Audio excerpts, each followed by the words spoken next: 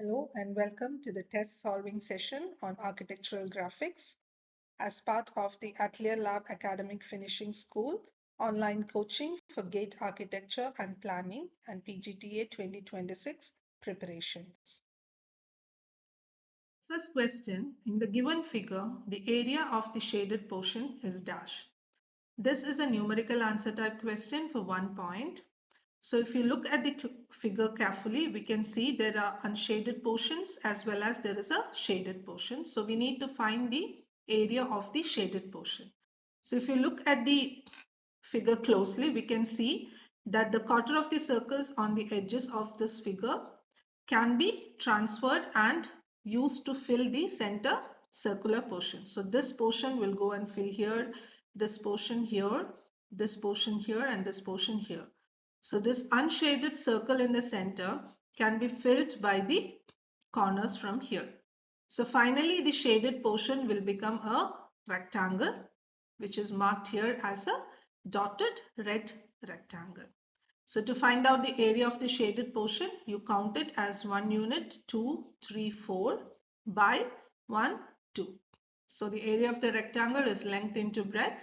So it is 4 into 2. The answer would be 8 units. The next question is, 4 vertical lines having same thickness appear to be of the same height in perspective as shown in the figure. Which line actually has the maximum height? This is a multiple choice question for 1 point. During our sessions, we saw that in perspective drawings, the furthest line appears lightest and the closest line appears thickest. So, in the given figure, line number 2 is the farthest and line number 3 is the closest. But all of them are shown as the same height. So, perspective means the actual height of the farthest line will become reduced and it goes into a receding point. So, here we can identify that line number 2 is the line with the maximum height. So, you mark the option 2 here. Next question, in a 2-point perspective drawing, the picture plane is in between the object and the observer. If the observer comes closer, straight towards the picture plane, without changing the distance between object and picture plane, the perspective image will. This is also a multiple choice question for 1 point. In our sessions, we saw that the station point, this is the object, this is the picture plane. So if the station point moves from its first point to the second point, we see the lines originate perspective lines from the object to the station point is becoming smaller. So the image projected on the picture plane will become smaller than the previous image. Next question, the curve traced by a point on a circle rolling inside another circle is known as. This is also a multiple choice question for 1 point. So during our sessions on more shapes and solid, we saw what is a hypocycloid, which is a curve traced out by a point on an inner circle as that circle rolls around an outer circle. We saw helix is a 3-dimensional curve that spirals around a central axis. So here helix is not the option. And involute is a curve traced by the end of a string as it is unwound from another curve. So involute is also not the option.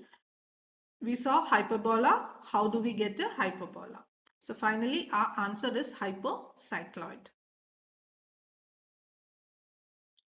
The next question, the reference points, lines and planes for drawing a 2-point perspective of an object are marked in the figure below. Select the correct options that matches with the corresponding nomenclature. This is a multiple select kind of question for 1 point. So if you see, there will be check boxes. You have to check all the correct answers. There is no partial marking for multiple select questions. Only if you select all the correct answers, you will get this 1 point. So if you look at the figure closely, we have already seen in our sessions that this is R is the station point. So R is station point, here R is vanishing point, so you rule out the second option. The next one is S. S, as you see, the object is being projected onto this plane. So this is the picture plane. S is the picture plane. So you can mark the first option as correct. Now if you move further, T. T is the ground line. We saw this is the ground line. So you can see here T is given as the picture plane. So we have already ruled out the second option. So here it says T is the ground line. So we can consider the option 3. The next one is Q. Q, as we see, Q is the horizon. So we can see Q is the ground line which is given in the option. So we can rule out the option 4 also. If you go to P, P is the vanishing point. This is the right vanishing point and this is the left vanishing point. You can see the object image is being receding to the point P. So P is the vanishing point. So we get 2 correct options. Option 1, R is the station point, S picture plane. Option 3, P is the vanishing point and T is the ground line. Next one, in a bird's eye perspective view of a cuboid, the maximum number of vanishing points is, we already saw in a session that the bird's eye view and a worm's eye view, we can have a maximum of 3 vanishing points. A left vanishing point, a right vanishing point and a vertical vanishing point. So the option is 3. This is a multiple choice question for 1 point. The next one, a circular plate inclined at an angle theta with horizontal plane generates an ellipse as top view with major axis and minor axis of 5 cm and 2.5 cm respectively. The value of theta in degrees is dash. This is a numerical answer type question for 2 points. So as we discussed in the sessions, we have to start by drawing the original position, resting position, before starting with the inclination. So here we see a circular plate inclined at an angle theta with horizontal plane. We saw that any angle theta with the horizontal plane will be reflected on the vertical plane when we draw. It generates as an ellipse as top view with major axis and minor axis of 5 cm and 2.5 cm. So we know the plane is at an angle theta with the horizontal plane. So we first draw the circular plate as it is being rested on the horizontal plane. So you have a reference line. This is the circular plate which is resting on the horizontal plane. The projection of it on the vertical plane is a line. So the next one is this circular plate is being rotated in such a way that there is an angle theta with the horizontal plane. Okay, and when the projections come of this plate, it looks like an ellipse. This will be the ellipse with a major axis of 5 cm and a minor axis of 2.5 cm. So this is the final position. As we discussed, the key to solving problem is to correctly identify the position which is being intended in the question. So you have a circular plate, you have to start with the resting position. So the clue is it has a inclination with the horizontal plane. So inclination with the horizontal plane will be shown on the vertical plane in the two-dimensional drawing, okay, in the orthographic projections. So we first make this position, which is the resting position. Next is we'll tilt this circular plate in such a way that the top view of this tilted circular plate resembles an ellipse with a major axis 5 cm and minor axis 2.5 cm. From this, what we understand is that this dimension, the 5 cm dimension, will not change because this circular plate is tilted only in one angle. So this is the angle, this is the axis which becomes smaller. So this 5 cm axis is not reducing or expanding. So what we do is we take this as the diameter of the circle. So the 5 centimeter is the diameter of the circle. So we know this is 5 centimeter. When this is tilted, this again becomes 5 centimeter, but the projection becomes 2.5 centimeter. So this is the final figure that we need to solve this problem, where you have a right angle triangle with hypotenuse is 5 centimeter and the base is 2.5 centimeter. We need to find this angle. So we have the adjacent side and the hypotenuse. So it is cos theta, adjacent side by hypotenuse, cos theta 2.5 by 5. Theta is cos inverse of 2.5 by 5. So theta is 60. Answer is 60 in degrees. So this is how you solve the projection problem. We have already discussed about the basics of Pythagoras theorem and the trigonometry. The next question is, a square-based regular pyramid has all the sides equal to 10 units. Its height in same unit rounded off to 2 decimal places is dash. This is a numerical answer type question for 2 points.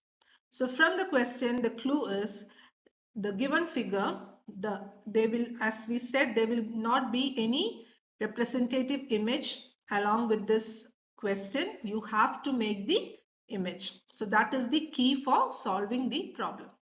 So the first clue is a square-based regular pyramid. A regular pyramid, as we discussed, has all the sides equal. So the base sides and the slanting sides are equal to 10 units. Okay. So its height, we know the height of a pyramid is the axis, which starts from the center of the base to its apex. So what we have to find out is this y, which is the axis of the square-based regular pyramids. So what we have is all the sides are 10 centimeter, including the slanting sides. The first step here is to find out d. So if we want to find out this y and apply the Pythagoras theorem, we need to have a right angle triangle. Only the hypotenuse or the slanting side we know. The altitude we need to find. The base can be obtained from the given unit. So the base, which is d, is half the diagonal of this square. So first we have to find out this d. So as said, d is half the diagonal of the square with side 10 units. So the equation to find the diagonal of a square is a root 2. A is the side, length of the side. So we find d is equal to a is 10 unit root 2. Since d is half the diagonal, so we divided it by 2. So we get d as 7.071 units. So the first part of the step problem is solved. The second step is to find y. Now it is very easy because y is the altitude of a right angle triangle with base 7.017 as we found out, and the hypotenuse is 10 units.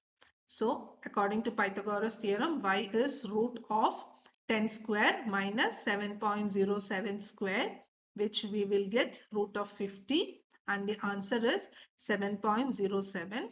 The answer should be rounded off to 2 decimal places. So the final answer is 7.07. This is how you find out the answer of a problem. Most of the problems on projections will be an application of Pythagoras theorem or a trigonometric function. Only key is you have to identify how to draw the image which the question is intending. So about Atelier Lab, it is an academic finishing school as an initiative by alumni from prominent Indian institutions including NIT, SPA and IITs. We deliver structured online courses on competitive exam preparation and career advancement skills for architects and planners. The programs are led by experts who focus on building conceptual clarity and test readiness. If you have any more queries, please reach out to us at atelierlab.afs@gmail.com or WhatsApp on +91 808 9939 We are conducting online coaching for GATE, AR and PGTA 2026. If you wish to join, please reach out to us. Thank you so much.